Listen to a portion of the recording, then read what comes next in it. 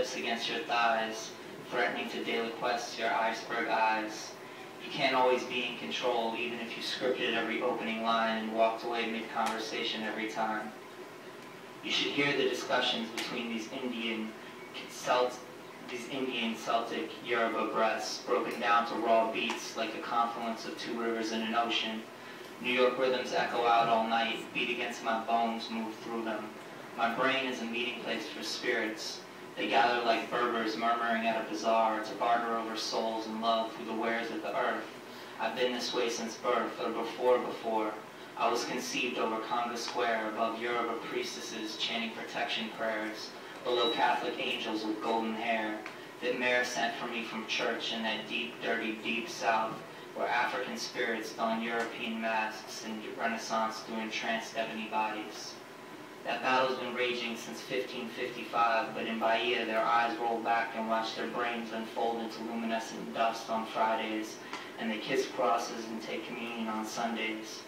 Christ effortlessly rolls back the rock and opens the Sacred Heart in Clinton and Cabrini High in the Crescent City and that Episcopal Cathedral in the capital, and their hierarchies to heaven have taught you nothing of God or Eden or its apples, only how to mask the faces of your divine hunger and control time.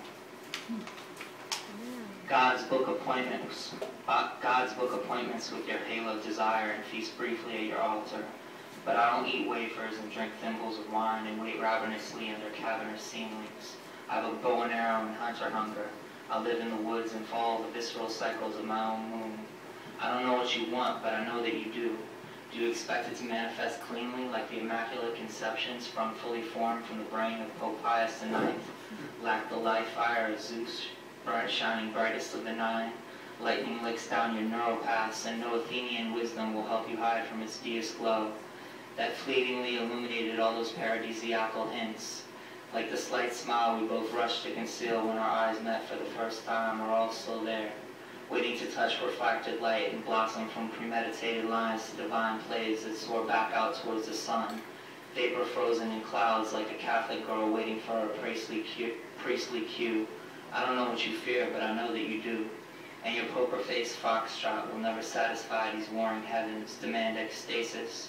I can show you how to dance in rival skies, traverse these drenched battlefields, and sort through mythical bodies, and find your chosen Orisha, awake and waiting to enter, to ride cyclones down your spine and back up, lightning flashing between your retina and your pupil, mouth agape, the nameless name like flesh rising into the image of a god, and when it hits the back of your throat and pushes your breath back up, don't worry, you'll exhale, inhale again.